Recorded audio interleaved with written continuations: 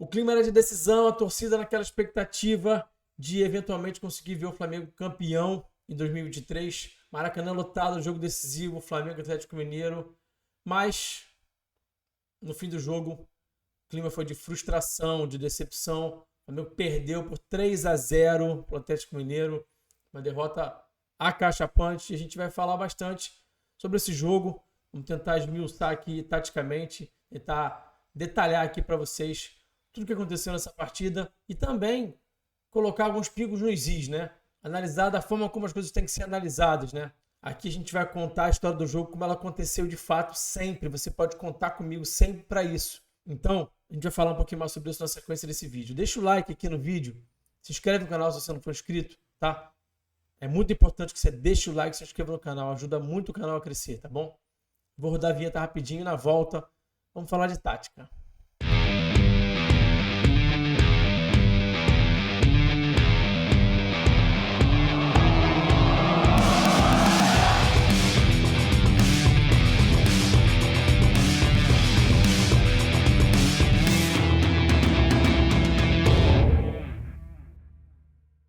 Bom, as equipes foram a campo da seguinte forma: Flamengo com Rossi, Mateuzinho, Fabrício Bruno, Léo Pereira, Ayrton Lucas, Thiago Maia, Gerson Arrascaeta, Cebolinha, Pedro e Bruno Henrique. Tá? E o Atlético Mineiro foi a campo com Everson, Saravia, Maurício Lemos, Gemerson e Arana, Otávio, Edenilson, Zaratio, Igor Gomes, Paulinho e Hulk. Hoje eu vou direto para as imagens, tem muita coisa que eu quero mostrar para vocês, então não vamos perder tempo, vamos olhar direto para o campo de jogo e vamos detalhar aí tudo o que aconteceu nessa derrota do Flamengo. Vamos nessa. Bom, então como de costume, a gente vai fazer críticas e vamos fazer elogios à estratégia, aos jogadores, escolhas do Tite. Então, primeiro a gente está vendo aqui o Mateuzinho fazendo esse movimento de fora para dentro, né? Quando a bola rodava pelo lado esquerdo, a regra de ação era ele vir rodar aqui dentro para poder dar a opção de passe e deixar o corredor para o Bruno, né? E aí, quando a bola rodava de volta para o lado direito, olha ele já correndo aqui para trás, ou de costas, né? Para poder ser opção aqui em amplitude. Tá? E aí o Gerson baixou bastante. E isso foi algo que eu comentei no pré-jogo que seria importante para ajudar o Flamengo a poder ter volume de jogo, né? E aí, nesse caso, cabe um elogio ao Tite. Essa situação do Gerson baixar para ser mais um, a gerar linha de passe para os zagueiros, para fazer esse movimento de atração dos volantes do Atlético Mineiro, dos meio-campistas do Atlético Mineiro, deu resultado, na minha visão, e fez o time conseguir progredir no campo de jogo. O Flamengo teve um pouquinho de volume de jogo no primeiro tempo, muito por conta dessa estratégia aí, tá? Então, vamos seguir olhando aqui. Matheus fazendo a bola longa. E essa, gente, foi a única bola longa, praticamente, que o Flamengo tentou nas costas do Arana para o Bruno. Eu também tinha falado aqui no pré-jogo que fazia sentido ter o Bruno Henrique em campo se o Flamengo buscasse esse tipo de situação. Fazia sentido o Bruno ser escalado para buscar as costas do Arana, né? Para jogar só dentro, para poder buscar a bola só no pé o tempo inteiro, no lado direito em que ele fica desconfortável, não fazia sentido, né? Eu vou falar um pouquinho mais sobre isso daqui a pouco, tá? Vamos seguir aqui. Flamengo construindo. E aqui o Bruno já bem mais dentro, tá? E o Arrasca fazendo esse passe para o Thiago. Thiago identificando o espaço, identificando a vantagem, fazendo esse movimento aqui. O Flamengo começou bem no jogo, né? O Flamengo começou bastante bem no jogo, tá? E o Flamengo buscando fazer, pesar esse lado direito aqui, tá? Com bastante gente. Aqui, na minha visão, o Matheus até já podia ter feito esse cruzamento direto, né? Tinha um intervalo bem grande aqui, ó, os zagueiros do Atlético Mineiro, tá? Tava até para ter feito o cruzamento aqui também, já nas costas lá para o Pedro. O Bruno aqui tem tempo e espaço, ele tinha o Arrascaeta também. Ele prefere ser conservador aqui, rodar a posse. O Arrascaeta depois acaba tentando um drible aqui e perde a posse. Perde a posse não, perdão. Ganha aqui um lateral para o Flamengo. Mas a ideia estava muito em tentar jogar o Bruno para dentro muitas vezes. Então o Bruno, no primeiro momento, ficava em amplitude quando o time começava a construir, mas na hora que o time progredia, ele vinha dentro para tentar gerar esse movimento de atração do Gemerson, especialmente para gerar esse espaço que eu estou marcando aí, ó. Esse intervalo bem grande entre os zagueiros para alguém atacar esse espaço, especialmente o Gerson, que é o cara que identifica bem esse tipo de espaço, que ataca esse espaço, né? Então o Gerson saía da base da jogada e ia ser um elemento de surpresa. Então o Arrasca fez essa jogada aqui no Pedro, no apoio, tá? E essa aqui, o Flamengo só não abriu o placar, só não teve uma grande chance, porque o Pedro não caprichou nesse passe aqui pro Gerson. Olha como é que o Gerson tá inteiro aqui sozinho, né? O Flamengo acabou depois usando pouco esse tipo de dinâmica aqui, né? Era uma dinâmica que poderia funcionar. Esse passe que vai atravessar as linhas, que vai achar o Pedro no apoio para ele escorar para alguém. Foi a única situação que o Flamengo realmente conseguiu usar o Pedro de forma eficiente dentro da área para fazer esse pivô, só que ele acabou não caprichando aí. O Flamengo ainda teve esse contra-ataque aqui, né? Conseguiu a bola meio que pipocou ali, a bola ficou pro Gerson. O Flamengo teve uma situação de praticamente 4 contra 2 aqui, ó. 4 atletas do Flamengo contra os 2 zagueiros aqui. O Bruno pedindo a bola no segundo pau. O Gerson faz a bola pro Cebolinha. O Cebolinha cruza um pouquinho forte, né?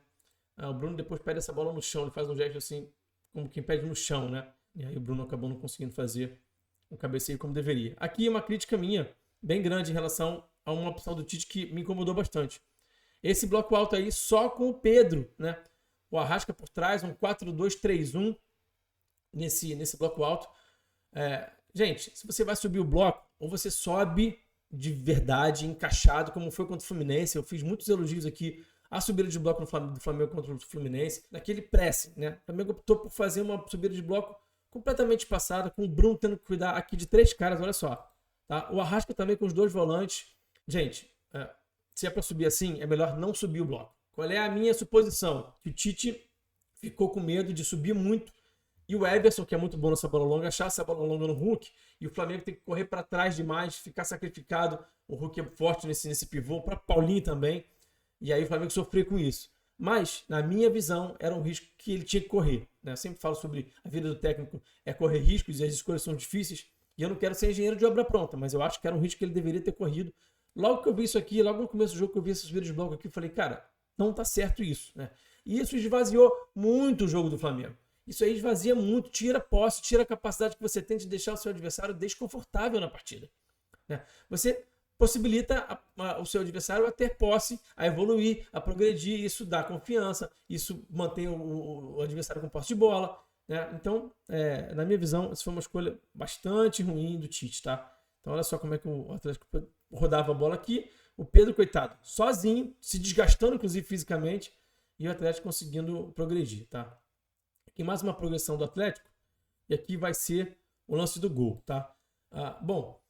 Eu falei aqui no pós-jogo contra o América Mineiro que o bloco alto do Flamengo, de uma forma geral, estava desencaixado. Os jogadores estavam tomando decisões erradas, não havia uma pressão no portador da bola, o time espaçado, desencaixado, e a coisa se repetiu ontem. Coletivamente havia um problema de opção, estrategicamente falando, e de também tomar as decisões coletivas de uma forma geral.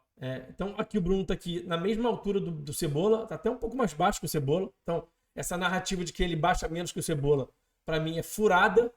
Então ele está aqui na mesma linha do Cebola, tá? Assim, deixa eu só falar uma coisa importante antes de eu seguir. Eu não escalaria o Bruno, eu falei isso anteontem. Eu fiz uma projeção do que eu achava que o Tite poderia fazer e ainda falei, isso é o que eu faria também, porque eu achava que o Luiz Araújo poderia entregar muito mais de diversas formas, fazia muito mais sentido. E tá tudo explicado lá no vídeo. Então, olha só, o Bruno tá aqui, tá baixo, tá tentando dividir a referência aqui. O Mateuzinho salta no Paulinho, o Bruno ainda faz aqui uma dobra aqui, ameaça fazer uma dobra, só que o Paulinho anda rápido com essa bola. Joga de primeira, e aí tem um adversário do outro lado também, né? O Paulinho foi feliz no passe, acha o Igor Gomes vai circular aqui. O Matheus ainda persegue o Paulinho. Nesse primeiro momento, nem está errado a forma como ele persegue. O Paulinho está em vantagem cinética, começa a correr antes do Matheus, então o Matheus está atrás do Paulinho aqui, faz sentido nesse momento ainda, tá? Então eu vou esmiuçar bem esse primeiro gol, tá? Porque é muito importante a gente falar sobre isso, tá? E aí a bola vai rodar lá do outro lado. Na hora que a bola roda aqui, o Cebola não tá fazendo essa pressão aqui no Hulk. Será que o Bruno Henrique é o culpado? Ele é o grande vilão? O fato dele estar em campo é o grande problema em relação à escolha do Tite? Ou será que o Cebola também tinha que ter baixado aí para poder fazer pressão no melhor jogador do adversário? Faz sentido o melhor jogador do adversário receber essa bola aqui com esse tempo e espaço aqui todo? Essa é uma pergunta que fica no ar. Então, aqui a gente está vendo de novo uma outra situação que é a seguinte: leitura de bola descoberta. Na hora que o Hulk ameaça perfilar o corpo para fazer esse passe de primeira, é para correr para a profundidade, é para cobrir essa profundidade, proteger essa última linha com tudo. Não é para refugar, não é para dar uma travada na corrida, né? Perfilamento corporal do Fabrício Bruno, bola descoberta, mais uma vez, leitura de bola descoberta. Essa última linha do Flamengo tem errado com essa leitura de bola descoberta frequentemente. Jogo contra o Olímpia, falhou. Jogo contra o próprio Atlético Mineiro lá na Independência, falhou. E aí a bomba estourou no Felipe, o Felipe ficou sendo culpado, erradamente também. Né? Erradamente também. Fabrício Bruno, perfilamento corporal muito errado, tá muito ereto. Tá de frente para jogar, a bola tá descoberta. Ele tem que estar com o corpo virado de lado, como tá inclusive até o próprio Léo, que nesse momento aqui o Léo tá até certo, tá? O Léo também tem dificuldade, mas nesse momento o Léo tá certo, tá? E aí o Paulinho, olha só como é que o Paulinho já tá perfilado para atacar a profundidade, e os zagueiros do Flamengo, essa última linha do Flamengo, não tá com o mesmo perfilamento de cobrir profundidade. Aí é vantagem cinética, é vantagem posicional, e aí é um abraço. O Matheus já demorou demais, e aí já não dá mais para recuperar. Olha só, de novo aqui. O Bruno Henrique e o Cebola na mesma linha. Então o Bruno Henrique não está menos baixo do que o Cebola, né? A bola já está rodando para o lado do Cebola. Então, não, Rafa, mas então na hora que a bola roda para o seu lado, você tem que estar mais baixo do que o outro extremo, porque a regra de versão é essa, né? Na hora que a bola tá rodando ali para o seu lado, você tem que fazer essa dobra, então você tem que baixar mais. Tá bom, a bola está rodando para o lado do Cebola agora, ele está mais baixo que o BH? Essa pergunta também fica no ar, né? Bom, vamos seguir aqui. O Flamengo ainda teve essa chance aqui com o Léo Pereira, né? Nesse escanteio. Foi alguma coisa que a gente apontou também aqui no pré-jogo. Pré-jogo completo aqui no Falando de Tática, que você tem todas essas situações. A gente mostra o máximo possível de informação. Os vídeos ficam longos às vezes para a gente poder mostrar para vocês todas as vulnerabilidades do adversário.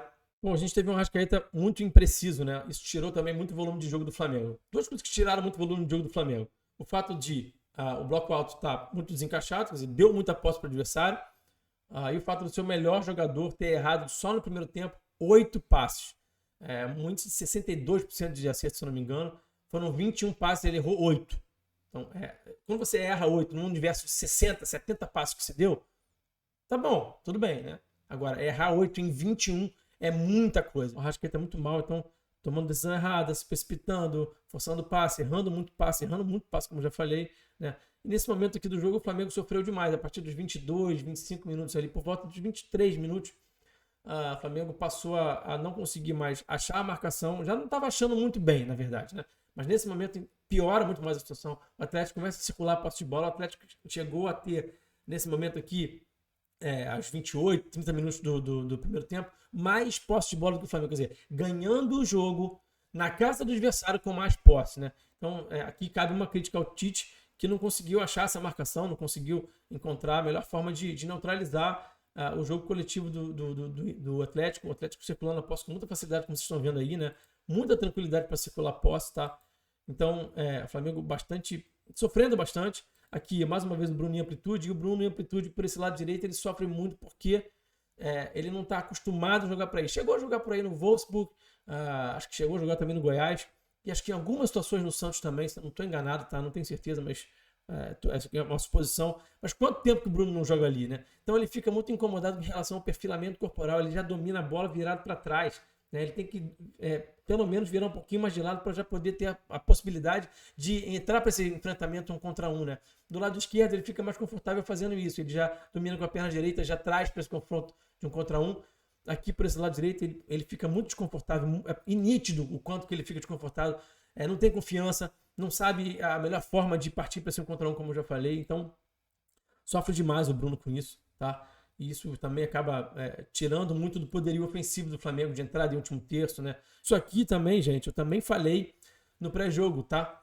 O Flamengo usou pouco isso aqui, progredir pelo lado do Hulk, né? Então roda a bola, faz o Hulk se deslocar um pouquinho e progride nas costas dele, tá? Então isso aqui é uma situação que o Léo faz exatamente isso. Eu falei sobre isso no pré-jogo ontem, vocês vão lembrar disso. Aqui o Léo vai errar, aqui é tomar decisão. Isso aqui é o que menos importa, na verdade. O que importa é que o Flamengo usou pouco isso aqui, tá? Porque o Paulinho abria para fazer o corredor ali, tá? Então ficava esse espaço aqui e o Flamengo teve dificuldade de identificar esse espaço, tá? O Gerson, quando aparecia para receber essa bola, era sempre nas costas do Hulk, tá? Então faltou conduzir um pouquinho mais também. Aqui o Gerson achando o Cebola aqui, sempre cobrei isso do Cebola. Quando a bola rola do lado oposto, o Cebola tem que se posicionar exatamente aí, cara. É importante dar amplitude muitas vezes, abrir o campo, mas em alguns momentos é importante fazer exatamente isso aqui que ele está fazendo, né? Porque o Cebola finaliza bem, ele é um bom finalizador de média distância. Então, sempre cobrei isso do Cebola. Como ele está confiante, fez uma boa partida ontem, tá? critiquei aqui um pouco a postura dele defensiva, que é uma coisa que eu também fico à vontade para falar, porque eu critico já há bastante tempo. Lá no primeiro gol, né? Achei que ele também falhou. Então, não foi só o Matheus, não foi só o Fabrício, não foi só o Cebola, foram todos. Então, aqui o Cebola fazendo a ação, na minha visão, correta, né? Que é vir receber essa bola aqui na entrada da área. Deu muito azar nessa bola, o Cebola, deu muito azar mesmo. Tá? Aqui, o Mateuzinho perdendo esse duelo aqui, né? Uma partida muito abaixo do Mateuzinho, uma partida muito abaixo da última linha defensiva do Flamengo, de uma forma geral. Especialmente Matheus, Fabrício Bruno e Léo Pereira. Para mim, é uma linha de defesa que não está à altura do que o clube arracada, do que dizem, tanto falam que é o melhor elenco da América do Sul. Para mim, essa última linha de defesa não está à altura disso aí, tá? Do que se espera de um clube como o Flamengo. Essa é a minha humilde visão. E aí não é buscar culpado, não é apontar culpado, não é, né? É só uma opinião de que eu acho que a última linha de defesa merecia jogadores de um nível um pouco maior, tá? Espero que vocês entendam isso como uma coisa que é só uma opinião e que não é caça às bruxas a ninguém, tá? Aqui o Léo, claramente, teria que ter notado que o Hulk é que vai receber essa bola, perfilamento corporal errado, o Thiago Maia demora muito para mapear o espaço, né? Ele sabe inicialmente que o Hulk está ali nas costas dele, e aí na hora que o Paulinho vai conduzir um pouquinho mais essa bola aqui, ó, eu vou mostrar para vocês aqui, ó, nesse desenho aqui. O Maia tá olhando para frente aqui para procurar o Hulk aqui na frente dele. Ele vem mapear aqui para frente, né? Ele deveria ter mapeado muito antes. O Léo demora para correr atrás do Hulk, né? Faz um movimento de andar para frente, como quem vai deixar o Hulk em impedimento. Muito, muito infeliz nessa tomada de decisão aqui, né? Muito, muito mal nessa situação. E aqui o Rossi até faz uma boa defesa, que acho que essa bola tinha endereço, tá? Aqui o grande lance desse primeiro tempo em relação a mudança de panorama do jogo, né, que poderia ter sido outro se o Flamengo tivesse feito esse gol, defesaça do Everson, aí mais um lance de cabeça, né, que eu falei que faria sentido ter o Bruno de cabeça, faria sentido ter o Bruno como titular, melhor dizendo, para poder aproveitar esse lance de cabeça, e quase que isso se confirmou com um gol, com essa falta lateral, com o Bruno cabeceando, mas o Everson foi muito, muito bem nesse lance aí. Bom, e aí a gente já tá no segundo tempo, e aí com 1 minuto e meio de jogo, o Flamengo tem uma falta lateral aqui, cobra essa falta, e isso também é algo que eu venho falando já há bastante tempo, né? Sobre essa incapacidade do Flamengo de terminar as jogadas, né? A gente falou, inclusive, sobre isso em relação ao Bragantino. Por que o Bragantino chuta tanto pro gol? Para finalizar a jogada. Você finaliza a jogada, nem que a bola saia a partir de meta, você tem tempo de se organizar. E aí, o Wesley já vinha tentando perder essa bola aqui, gerar um contra-ataque para o adversário há tempos, tá? Cara, finaliza essa bola, chuta essa bola pro alto, chuta essa bola para lateral, para qualquer lugar.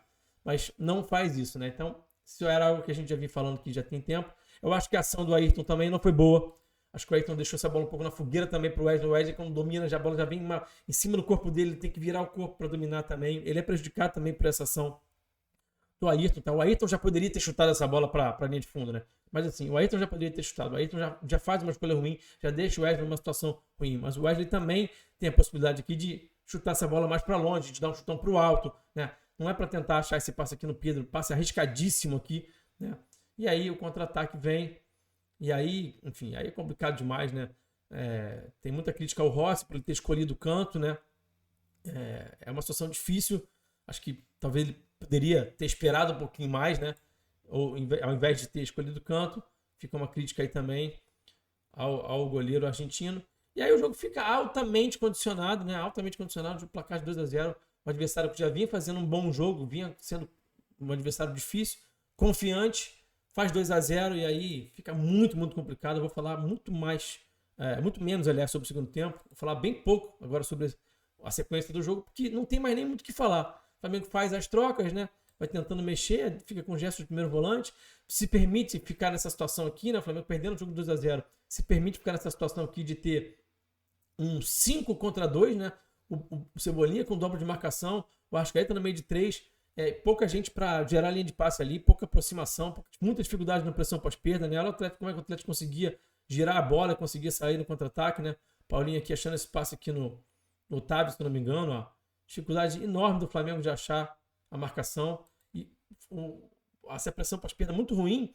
E o que acontecia com isso? O Atlético ia machucando no contra-ataque. Cada vez que machuca no contra-ataque, você vai se desgastando fisicamente, você tem que correr para trás. Né? Mesmo que você recupere a bola, você tem que depois caminhar tudo de novo, né? Para poder progredir tudo de novo no campo. Então, a pressão pós-perda também não funcionou nem um pouco, né? O Atlético Mineiro fazendo essa linha aqui de 5 praticamente, né? Deixa eu ajeitar aqui a imagem para mostrar para vocês. Muitas vezes era uma linha de 5, com o Otávio, que às vezes não entre linhas, adiantava aqui os volantes. O Paulinho bem mais baixo do que no primeiro tempo, muito comprometido com essa marcação. E o Hulk aqui, ó, o Hulk aqui bem aliviado de marcar, né? Então fazia um 5-1-3-1, que era 5-4-1, às vezes fazia um 4-5-1, tinha o Paulinho fazendo uma linha de 5 na segunda linha, então muito congestionado, né? O bloco muito compacto, as linhas compactas, o bloco compacto, Flamengo com muita dificuldade de progredir e tecnicamente abaixo, o Arrasca, como eu já falei, numa noite bem abaixo, e aqui o lance que vai ser determinante para acabar a brincadeira, né? Aqui, na minha visão, uma leitura completamente equivocada de bola descoberta. Mais uma vez, a leitura de bola descoberta do Flamengo equivocada. A bola está descoberta, tem que correr para trás, tá? Bola coberta, anda para frente. Bola descoberta, anda para trás. O Flamengo com muita dificuldade. Os dois zagueiros do Flamengo com muita dificuldade. Essa última linha do Flamengo com muita dificuldade de ler esse tipo de jogada. O Léo vai correr para frente aqui. A bola entra nas costas dele. E aí fica difícil, né? E aí, separei aqui, ó. O Wesley chega a mapear a entrada do Rubens aqui. Ele chegou a mapear. Só que no que ele mapeia, ele perde um pouquinho de velocidade. Ele trava um pouquinho essa corrida. Na hora que o Rubens percebe, muito inteligentemente, diga-se de passagem, essa travada na corrida do Wesley, ele acelera e aí o Wesley já não tem mais força para poder buscar e correr atrás. O Rubens já está em vantagem cinética, já conseguiu ganhar esse espaço aqui, já está mais rápido do que o Wesley e acha essa bola aqui. Essa bola também passou na frente da área, né? E aí o Atlético fez 3-0, acabou de fechar o caixão do Flamengo. E, gente, bom, importante falar, né? Entra técnico, sai técnico, o Flamengo nos últimos anos, até com o Jorge Jesus sofreu 4-0 lá para o Santos na Vila Belmiro. Ali tinha um contexto muito específico de um jogo que o Flamengo estava pensando já no Mundial, né? Todo mundo muito desmobilizado. Mas se a gente for lembrar, o Flamengo sofre goleadas com diferentes técnicos nesses últimos anos. Tem as goleadas do Domi, 5-0 para o Del Valle, 4-0 para o Atlético Mineiro. O próprio 4-0 para o Atlético Mineiro, que ele cai, né? Para esse mesmo Atlético Mineiro de ontem, que ele é demitido. Tem a derrota do Rogério Ceni também por 4-0 para o Internacional no Maracanã. Tem o Renato perdendo de 3-0 em pleno Maracanã para o Atlético Paranaense também. Tem o Vitor Pereira perdendo por 4-1 para o Fluminense. Tem o Sampaoli perdendo por 4-0 para o Bragantino, por 3-0 para o Cuiabá. E agora tem o Tite também perdendo por 3-0 contra o Atlético Mineiro. Eles são todos incompetentes? Eles não servem para nada? São todos burros? Acho que não, né? Acho que tem um problema maior aí. É o que eu sempre falo. Quando você perde campeonatos, você sempre tem que dividir a responsabilidade entre diretoria, jogadores e comissão técnica, né? Então, a gente apontou aqui diversos erros aqui do Tite na partida de ontem. Isso também tem muito a ver com esse eterno recomeço, né? O Flamengo está sempre recomeçando, então o técnico tem que, às vezes, aprender tomando porrada, né? Ele precisa ver para crer, né? Então, como essa questão do Bruno Henrique, por exemplo, né? Incrível, inacreditável o Luiz Araújo de titular, que vinha entregando bem, né? O Luiz Araújo fez um primeiro tempo um pouco abaixo contra o Bragantino, estava acelerando demais, perdeu a posição ali para não voltar mais, para ser a última opção. Ontem antes dele entrou Everton Ribeiro, entrou Gabigol, entrou antes dele, quem mais? Entrou uma turma antes dele. Ele foi a última opção. Então, assim, não dá para entender. De titular virou a última opção. Realmente é difícil de entender. Então, tem erros do Tite, tem erros da diretoria, que montam um elenco desequilibrado, que montam um elenco que, para a verba que o clube tem, né, para a capacidade de ir ao mercado que o clube tem, é ainda abaixo. Por mais que seja um elenco bom, o elenco é bom, né? Isso é óbvio. Mas um elenco ainda que, para a capacidade que o clube tem de compra, de potencialmente chegar no mercado e ser mais incisivo, muito abaixo. Quem tem a caneta ali não entende nada de bola. Quem tem a caneta, quem toma decisões, não entende nada de bola. Nada. Isso é um problema do futebol brasileiro. Tá? Isso é um problema do futebol brasileiro de uma forma geral. No Flamengo isso é ainda mais grave. Bom, esse é o 2023 do Flamengo. Muitos dizem que o que começa mal termina mal, né? Então tá aí o 2023 do Flamengo para provar que esse ditado talvez seja certo mesmo. O Flamengo ainda precisa lutar pela vaga direta na Libertadores 2024, precisa ganhar do Cuiabá, precisa somar pontos ainda nessas duas partidas que faltam para poder garantir essa vaga. Não está certa essa vaga ainda, né? É importante que o Flamengo garanta essa vaga de forma direta, tá? Então os jogos continuam sendo importantes, o ano não acabou para o Flamengo. E a esperança que a gente tem, enquanto rubro-negro, né, que o Flamengo faça uma mudança radical em relação à política de contratações, a reformulação de elenco para 2024, né? Muita coisa tem que ser mudada, porque com o poderio financeiro que essa equipe tem, que esse clube tem, né? Passar esse 2023 da forma como passou, da forma como o time foi eliminado, perdendo, por exemplo, pro Olímpia, da forma como perdeu, né? Sofrendo essa derrota de 3-0 em casa, no Maracanã, pro Galo, como perdeu ontem também. Então, uma série de derrotas acachapantes, como eu já falei, Bragantino, Cuiabá, fica complicado, né? Esse eterno recomeço. Gente, agradeço demais a presença de todos, a parceria. Até um próximo vídeo. Forte abraço e eu fui.